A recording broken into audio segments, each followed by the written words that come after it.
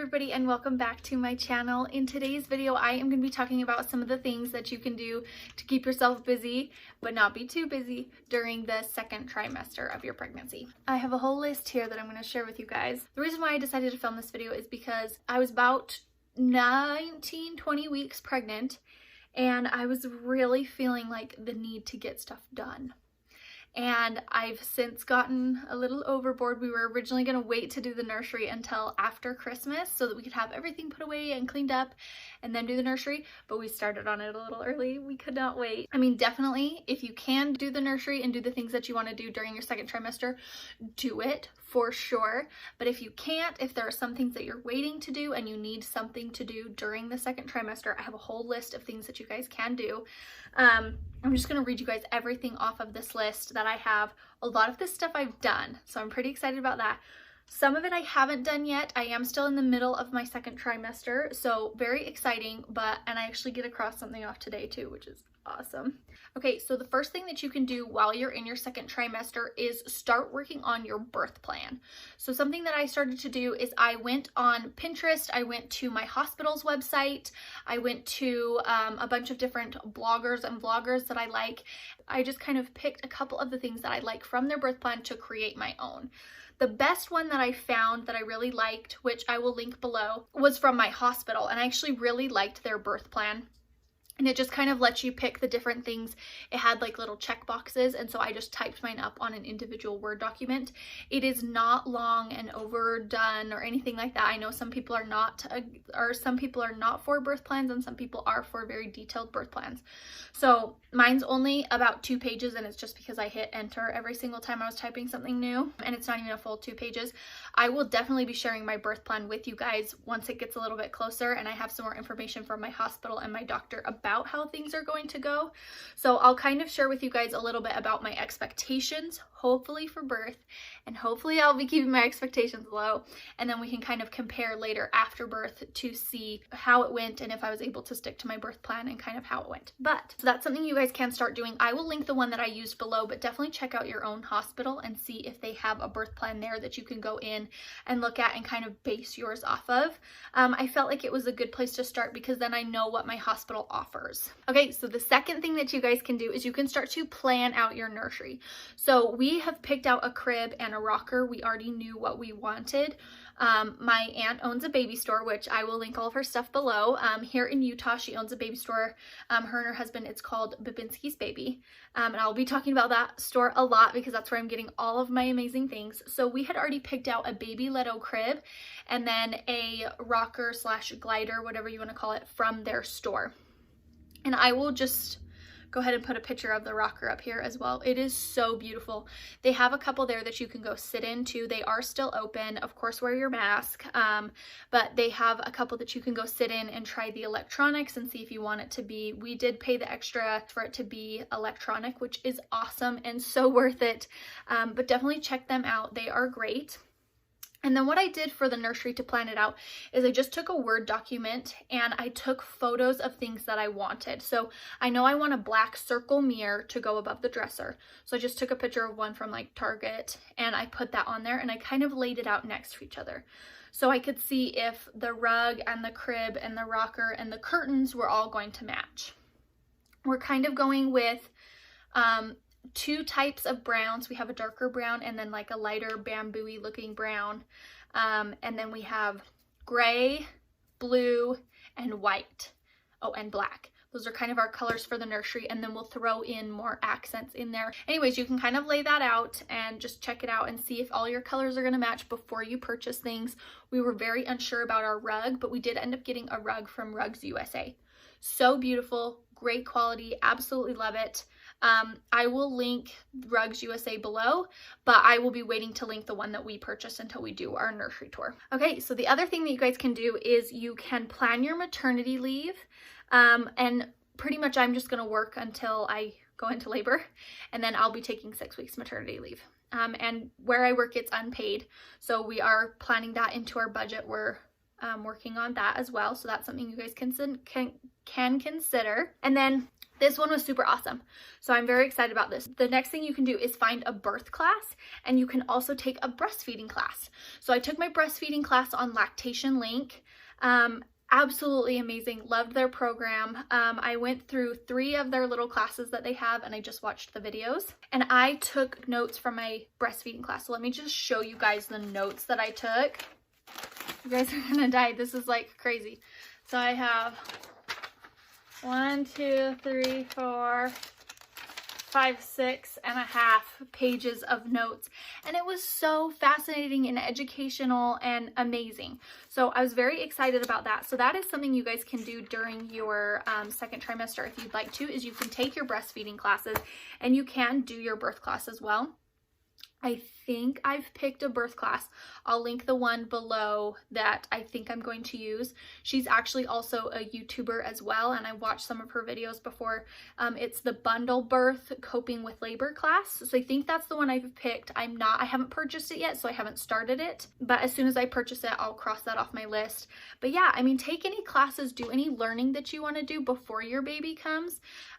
Do it during the second trimester because it's just like a good time to feel like you're accomplishing stuff. Okay, and then the next couple of things are just a couple of random things on here. So find a pediatrician. So we're looking into that right now, one that's under our insurance. And then also you can figure out insurance stuff if you need to, like if you're in between age ranges. So I'm still on my parents' insurance, but Taylor and I did get insurance since he's now going to be 26 and be on his own insurance. So that way our baby will be under Taylor's insurance, and I'm actually double insured right now. So that's something you can work on as well. And you can also get a breast pump through your insurance. So that's something to look at as well. I will be registering or like going on and getting my breast pump through my insurance in January when our new insurance starts up, so I can get it through mine and Taylor's insurance rather than my parents' insurance. But that's something that you can do as well. I'll link the one that I'm gonna look for below so you guys can check that out. You can work on planning your baby showers. So I haven't started to do this too much yet. I've just looked at a couple of dates. I don't know how it's all gonna work out yet, so I will let you guys know how I'm gonna do things with planning. And with COVID, I'm thinking it could still potentially be a virtual baby shower. So I'll let you guys know how all the planning for that goes, and kind of what goes into that for if it is a virtual or if we're just gonna do a small gathering and wear masks. But I will let you guys know on that. So that's something you can work on as well. That one's obviously still on my list. And then a couple more things that you can do. So you can work on your registry, and I actually finished mine. So what I put on my list was to finish my registry. We started our registry very early, but I will link my registry below. So if you guys want to take a look at it, you can go look at all the things that I've done. I did most of my main registry on Babylist. So that was kind of the best one I found, where I could pull stuff from different websites, where some websites don't have like an actual registry like Target or Bye Bye Baby does. So you can do that. And if you do start registries at some places, you can get lots of free little bags. So that's very fun as well. So definitely go, if you guys have a Bye Bye Baby near you or a Target, go get your free little bag. That's where I got all those coupons that I was going through in my last video. The next thing that you can do is you can look at picking a nursing bra. So this is something that I did a lot of research on because I am hoping to be able to pump as well as breastfeed. And so I wanted to pick one that I could pump and breastfeed in. So I thought that was kind of nice. I will link the ones below that I'm looking at getting. They are in my registry, so you can check them out there as well. But they have like the 2 straps. So you can open one and it's for nursing, and then the other one you can open it is for breastfeeding. Okay, another thing that I'm really excited about. So one of my good friends, she sent me over like a full list of all the things that she loved or that she used a lot while she was pregnant, breastfeeding, after she had her baby, during labor, like the whole thing. She sent me like an amazing list. And one of the things she recommended is, if you are a churchgoer, to have a separate church bag, because sometimes you need like different snacks or different quieter toys in there. And so instead of having to unpack and repack your diaper bag every single Sunday, to just have like a church diaper bag. So I'm looking at buying one that's just a little bit cheaper, that's not like a fancy diaper bag, and doing that for our church bag. So that's something that you can do as well, along as picking your diaper bag. So I'll show you guys the one that I think that we're gonna go with. We're not going with anything fancy or designer or trendy. We are just going with one that is from Target, because I think it will look good on both Taylor and I. So if he wants to carry it around, he doesn't feel like he's carrying like a really fancy looking girly bag. So I will will link it below so you guys can kind of see the one. I think this is the one we'll get. I'm pretty set on it, but I'll let you guys know if it changes. And then just a couple more things, like these are just random things that I'm doing. So we got some more bins for clothes, like organization bins. So you can do that. Buy any more hangers, buy any more closet organizer things that you need. And then I did buy my brace and my pregnancy pillow, which I will be reviewing in the video that you guys will see next week. Okay, and then the last thing that you can do, this one's kind of fun as well, is you can work on your hospital bag list. And you can also get, so something I wanted to get that's kind of on my hospital list is a cute robe for in the hospital, and then once we get home for breastfeeding and postpartum, just to feel pretty and make myself feel nice during that time that could be kind of hard. So I will link the one that I got here. I got it at Babinski's, my aunt and uncle's baby store, and it will also be linked in my next video as well, where I show which one I got, but it is a Posh Peanut brand maternity robe. And then as far as my hospital bag list, let me grab it. So once I actually get my hospital bag packed, I will be making a video about what's in my hospital bag, what's in my husband's hospital bag, and what's in my baby's hospital bag.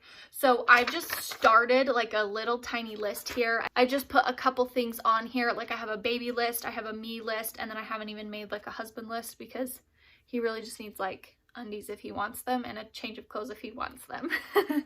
So but yeah, so I'll be sharing with you guys what's actually in my bag, what I do end up packing, but I just started out with a pretty simple list that I can start from and go off of that. And then the very last thing that you can do is and this may be something you want to do once you get closer to delivering, but you can find out what your hospital offers. So pretty much everything is online these days, so you don't have to call if you don't want to. But like essential oils, if they allow diffusers, like different preferences that you would prefer that you can have, or if they don't allow it. So my hospital doesn't allow essential oils, and they don't allow you to diffuse them. If you want them, they have some that they can put like on a little cotton ball that you can like smell or put on, but they don't allow any essential oils on babies either while you're in the hospital. So that's just something that I was curious about. So definitely look up those kinds of things, or call your hospital or ask your doctor. They should know all that stuff for you guys.